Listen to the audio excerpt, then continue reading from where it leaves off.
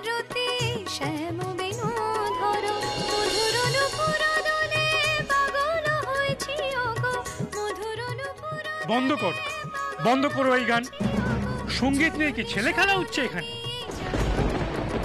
কাকিয়া, মনি সত্যি লিপ দিচ্ছিল।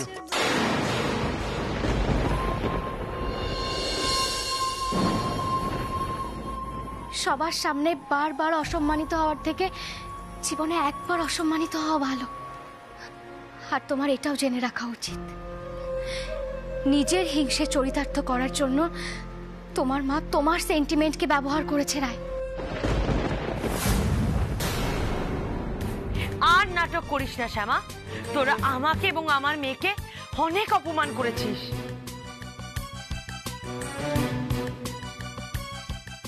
এই মঞ্চ প্রতিভা খোঁজার মঞ্চ, আর আমি কখনো চাইনি কেউ প্রতিভা ছাড়া অসৎ উপায়ে এগিয়ে যাক।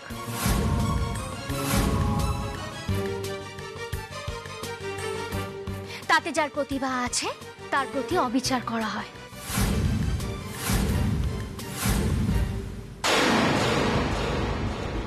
আমি শুধুমাত্র চেয়েছিলাম রাধারানীর এই নোংরা রূপটাকে আপনাদের সকলের সামনে তুলে ধরতে, আর এটাও চেয়েছিলাম যে জিতবে সে যেন সঙ্গীতের প্রতি কখনো অসৎ না হয়।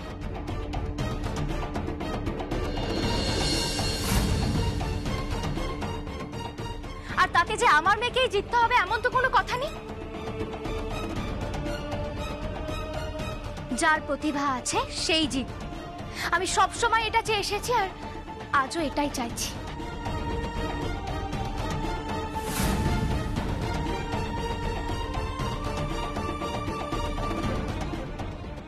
রায়, তোমাকেও একটা কথা। এই, কিচ্ছু বলবি না তুই আমার মেয়েকে। আমার মেয়ের সঙ্গে তোর কোনো কথা বলার দরকার নেই। চুপ করো রাধা দিদি, এখানে প্রত্যেকটা মানুষ তোমার আসল রূপটা জেনে গেছে, তারপরেও তোমার কথা বলতে লজ্জা করছে না? এই কিসের লজ্জা করবে রে আমার? আমি লজ্জা পাবো তোর কাছে? আমার নাম রাধারানী দত্ত। ঠগ রাধারানী দত্ত, জোচ্চোর রাধারানী দত্ত।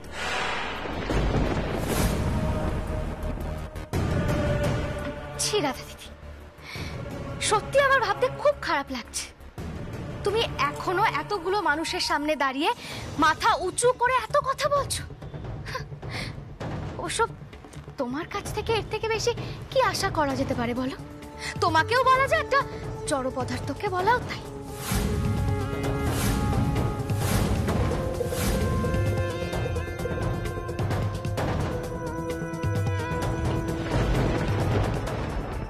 রায়,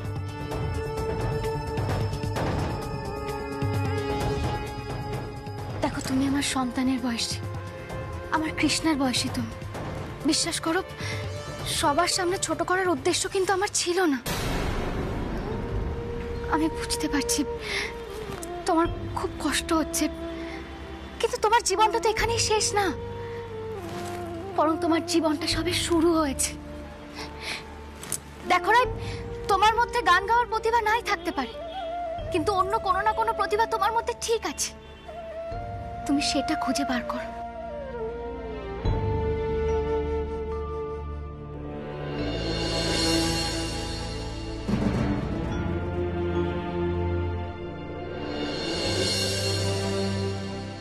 রায়, তোমার হয়তো মনে হচ্ছে তুমি সবার সামনে অসম্মানিত হলে, কিন্তু না, দেখো তুমি তো বাচ্চা মেয়ে, তুমি আর কি বুঝবে?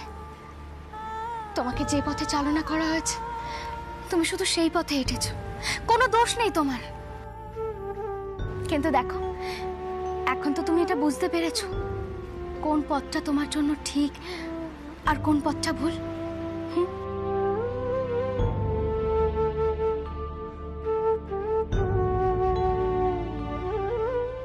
এখন তুমি শুধু সঠিক পথটা বেছে নিয়ে হাঁটো, সেটা করা সব থেকে বেশি জরুরি।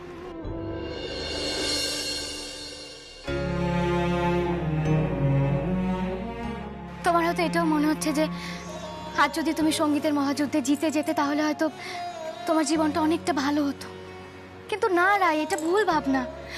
তোমার জীবনটা উল্টে নষ্ট হয়ে যেত। জীবনের প্রথমেই তাহলে তুমি এটা শিখে যেতে যে অসৎ পথেও কিভাবে বাজিমাত করা যায়।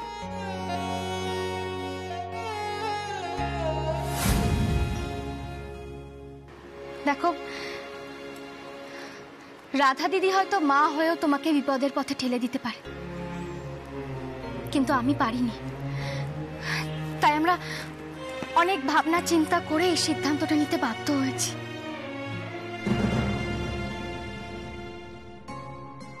দেখো, গান না হয় তুমি নাই গাইলে, গান ছাড়াও তো কত কিছু করার আছে। তোমার যেটা ভালো লাগে, তুমি যেটা পারো, যেটা পারবে সেটাই করবে তুমি। দেখো, এই ক্ষমতা প্রতিপত্তি দিয়ে হয়তো সুযোগ পাওয়া যায়, কিন্তু সেই সুযোগ পাওয়া গেলেও প্রতিভা না থাকলে সেটা বেশি দিন ধরে রাখা যায় না। সেটা তো তুমি নিজের অভিজ্ঞতা দিয়েও আজকে বুঝতে পেরেছো।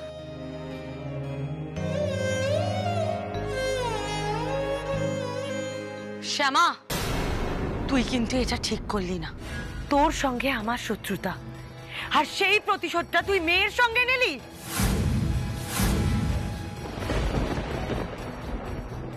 কেন রাধা দিদি, নিজের মেয়েকে বোরে বানিয়ে খেলতে পাঠানোর সময় মনে ছিল না দান উল্টে গেলে প্রথম আঁচটা ওর গায়েই লাগবে?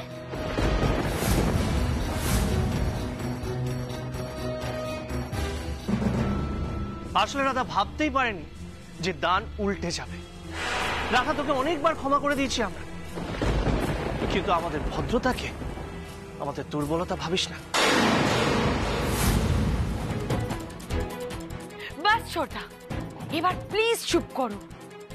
ছি ছি ছি ছি, তোমরা এইভাবে আমাকে আর আমার মেয়েকে সকলের সামনে অপমান করলে, সকলের সামনে আমাদেরকে খারাপ প্রমাণ করে দিলে। চুপ কর রাধা, এবার তো চুপ কর। একদিন না একদিন তো প্রমাণ হতোই এটা। হ্যাঁ রে, নিজের মেয়ের মুখের দিকে তাকিয়ে তো একটু সংযত হওয়া যেত নাকি? হ্যাঁ,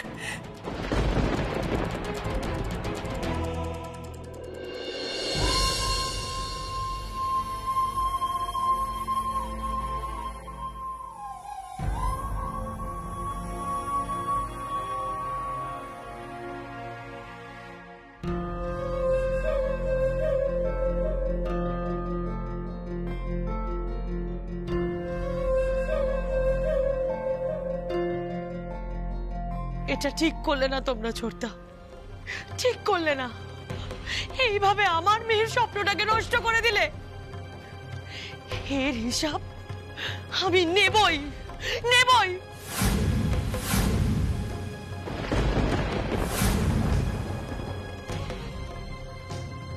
আর শ্যামা, তুই যদি ভেবে থাকিস আমার মেয়েটাকে হারিয়ে দিয়ে তোর মেয়েকে জেতাবি, তাহলে তুই ভুল করছিস।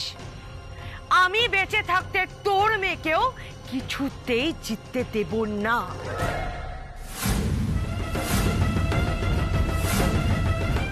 আমি ওকে ঠিক আটকে দেব, তুইও দেখে নিস। চ্যালেঞ্জ।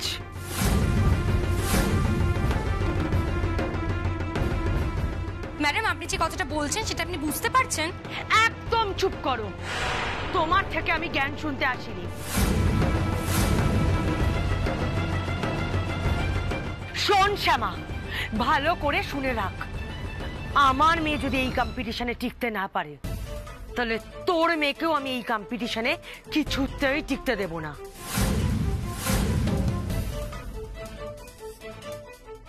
কিন্তু ম্যাডাম, এটা গানের কম্পিটিশন, গান গাইতে না জানলে কি করে হবে? উল্টে তো ওই ডিপ্রেসড হয়ে যাবে না। শুনুন, আমি আমার মেয়েকে কোনোদিনও হারতে শেখাইনি, আর কোনোদিনও আমার মেয়ে হারবেও না। রাই বেটা, তুমি একদম কষ্ট পেও না। আমি বলছি তোমার মম তোমার সঙ্গে আছে, আর আমি যখন তোমাকে একবার প্রমিস করেছি তুমি জিতবে, তুমি হবে চ্যাম্পিয়ন।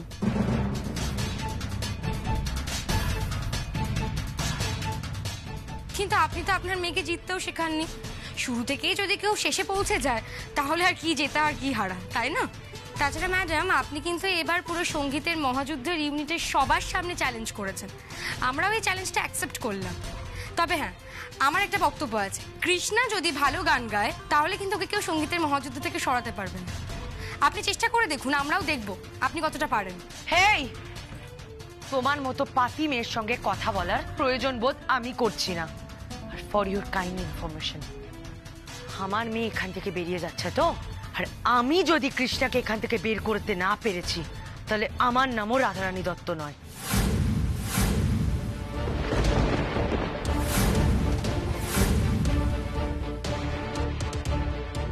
রাই বেটা, তুমি চলো আমার সঙ্গে।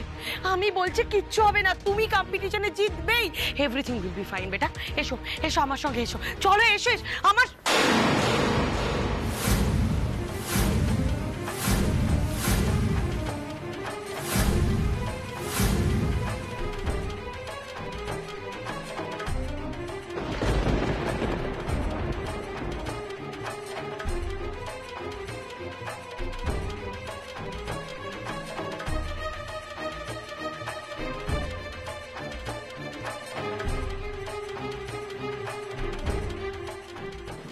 বনি,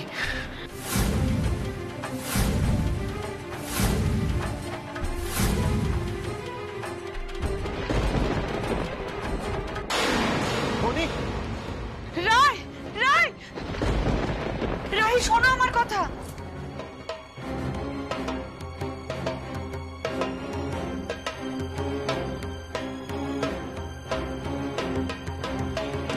অলোক, অলোক কেঁদো না, কেঁদো না, কষ্ট পেও না, সবই ভাগ্যের ফের। বুঝলে, তোমার মতন এত ভালো মানুষ, তার কখনো ওরকম সন্তান হয়? ছি ছি, এরকম মেয়ে। না দিদি, এতদিন আমার লজ্জা ছিল শুধুমাত্র শ্যামার কাছে, কিন্তু আজকে রাধার জন্য আমি কৃষ্ণা দিদি ভাইয়ের কাছে কত ছোট হয়ে গেলাম বলো তো।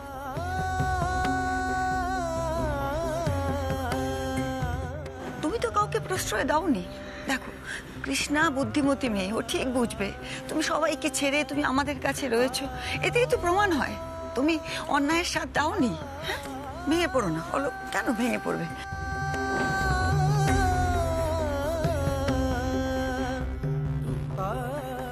এই অনুষ্ঠান এতক্ষণ বন্ধ রাখার জন্য আমরা অন্তর থেকে দুঃখিত। আমরা জানি একটা শুটিং এতক্ষণ বন্ধ থাকলে অনেকটা আর্থিক ক্ষতি। আমরা তার জন্য অত্যন্ত দুঃখিত, রিয়েলি সরি। স্যার, আপনি একদম এভাবে বলবেন না। বরং আমরা মানে সঙ্গীতের মহাযুদ্ধ, আপনি কিন্তু আমাদের এই অনুষ্ঠানটাকে অনেক বড় ক্ষতির হাত থেকে বাঁচিয়েছেন। আপনারা এই সত্যিটা সামনে না আনলে মিথ্যেরই তো জয় হতো, এতে পুরো গানের জগৎটাই লজ্জিত হতো। হ্যাঁ স্যার, স্যার কিন্তু একদম ঠিক কথা বলেছেন। আসলে আমাদের এই রিয়েলিটি শোটার তো অনেক নাম আছে, সেটা আপনারাও জানেন। এই শো থেকে একজন নাকি কন্টেস্টেন্ট যে ফার্স্ট হয়ে বেরোচ্ছে, সে নাকি গানই গাইতে পারে না।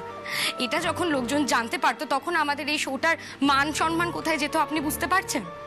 আপনি বরঞ্চ আমাদেরকে বাঁচিয়েছেন। স্যার, আপনাদের নয়, আমাদের বরঞ্চ এই পুরো সঙ্গীতের মহাযুদ্ধ থেকে আপনাদেরকে থ্যাঙ্কস জানানো উচিত। অসংখ্য ধন্যবাদ। কৃষ্ণা, কি রে, তোর মা বাবার জন্য গর্ব হচ্ছে, তাই তো?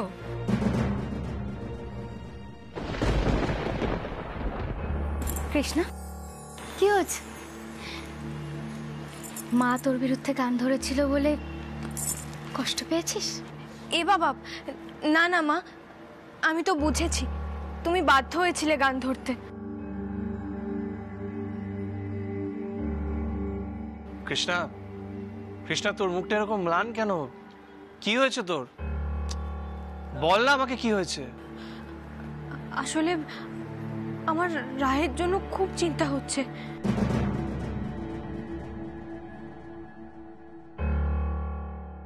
কৃষ্ণা, রায়ের জন্য তোর চিন্তা হচ্ছে কেন? হ্যাঁ মধুমিতা দিদি, সত্যি কৃষ্ণা, আমি না মাঝে মধ্যে তোকে বুঝতেই পারি না, আমি জাস্ট অবাক হয়ে যাই। ও তো আমার বোন হয়, তাই না মধুমিতা দিদি?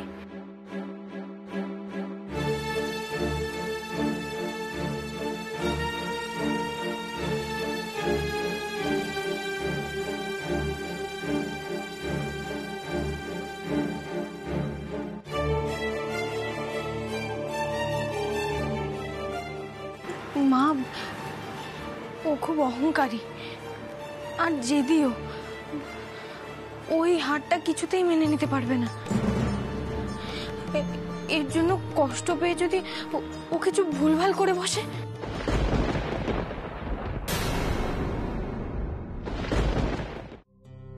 কৃষ্ণা, তোকে এই সবগুলো নিয়ে একদম ভাবতে হবে না। দেখ, আমি আর তোর বাবা তো আছি, আমরা দুজন দরকার পড়লে কথা বলবো, রায়কে ভালো করে বোঝাবো, কেমন? মা, রাই বোঝার মেয়ে নয়, ও তোমার একটা কথাও শুনবে না। মা, এর জন্য কষ্ট পেয়ে যদি ও নিজের কোনো ক্ষতি করে দেয়? কৃষ্ণা, কৃষ্ণা এত চিন্তা করিস না। দরকার হলে আমি অনিরুদ্ধের সাথে কথা বলবো। ও বুদ্ধিমান বিচক্ষণ ছেলে, ও নিশ্চয়ই রায়কে বোঝাবে। কেন এত চিন্তা করছিস? মা, বাবা, রাইয়ের যদি কোনো ক্ষতি হয়ে যায় না, আমি নিজেকে কোনোদিন ক্ষমা করতে পারবো না। কৃষ্ণা, তোকে বললাম না এসব নিয়ে তোকে কিচ্ছু ভাবতে হবে না। দেখ, রায়ের যাতে কোনো ক্ষতি না হয় সেটা আমি আর তোর পাপা তো দেখবো। আর যদি তেমন দরকার পড়ে তাহলে না হয় রাধা দিদির সঙ্গেও কথা বল।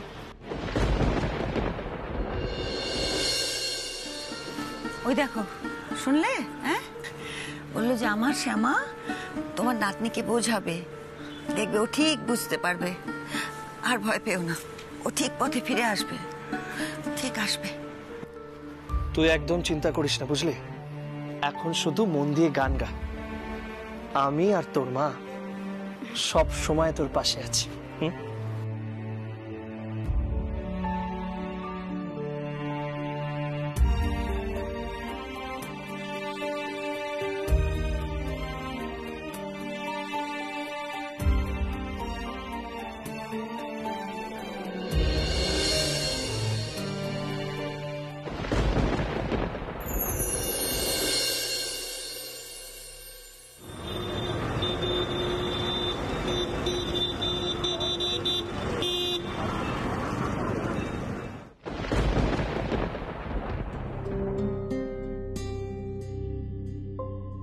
বাবা মা, এতক্ষণ ধরে অনুষ্ঠান হলো নাকি? আর বাকিরা কোথায়? কৃষ্ণা, শ্যামা, নিখিল ওরা কোথায়? কি হলো, তোমরা এরকম চুপচাপ কেন? কৃষ্ণা গান গায়নি আজকে? তা কেন গাইবে না জেম্মা? তাহলে কি হয়েছে গো? সবার চোখ মুখ কেমন লাগছে আমাকে বলো না গো। সব বলছি, সে অনেক কাণ্ড। কাণ্ড? ওখানে আবার কি কাণ্ড হয়েছে? কি আবার কাণ্ড? বড় বৌমা, ইতিহাসের পুনরাবৃত্তি। মানে বলো না মা, কি হয়েছে? মুন্নি, তুই বল না, কি হয়েছে? জিম্মা, আসলে কাম্মা রায়ের হয়ে গান গাইতে গিয়েছিল।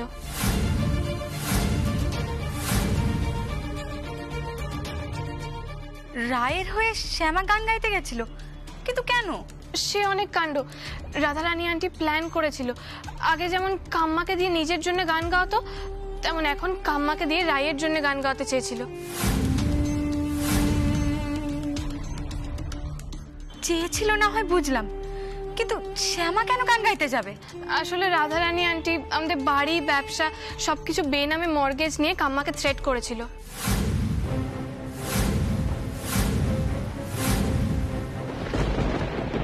বলেছিল গান না গাইলে আমাদের 10 দিনের মধ্যে বাড়ি থেকে বের করে দেবে।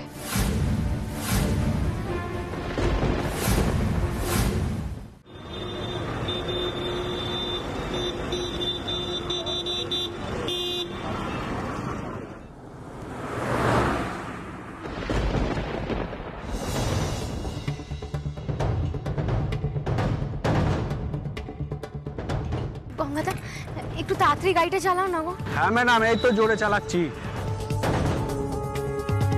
ছোট কর্তা, আমার কিন্তু ভীষণ ভয় করছে। শ্যামা, শ্যামা তুমি এত অস্থির হচ্ছে কেন? আমরা সবাই তো এখানে আছি, বাড়ি তো যাচ্ছি, কেন তো অস্থির হচ্ছ? জানি না ছোট কর্তা, ভেতরে ভেতরে আমার অস্থির লাগছে। কি করবো বলো তো? আমি কিচ্ছু বুঝতে পারছি না, আমার কিচ্ছু ভালো লাগছে না এখন।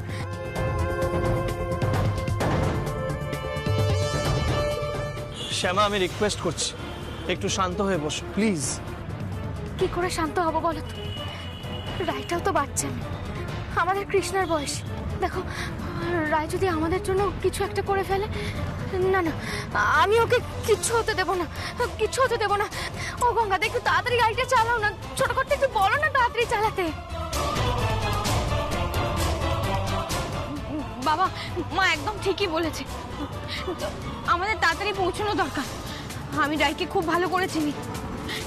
রাইয়ের অহংকারে আঘাত লেগেছে, রাই যখন তখন ভুলভাল সিদ্ধান্ত নিয়ে নিতে পারে।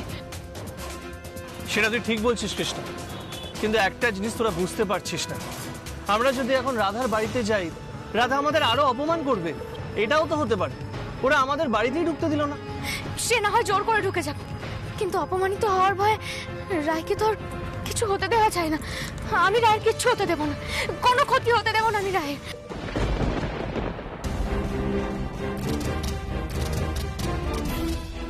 তার চেয়ে আমি একটা কথা বলি, তোমাদের কাছে যদি অনিরুদ্ধর নাম্বার থাকে, ওকে একটা ফোন করে দেখো না। হ্যাঁ, এই কৃষ্ণা, তোর কাছে অনিরুদ্ধের নাম্বার আছে না? একবার ফোন কর না, তাড়াতাড়ি ফোন কর।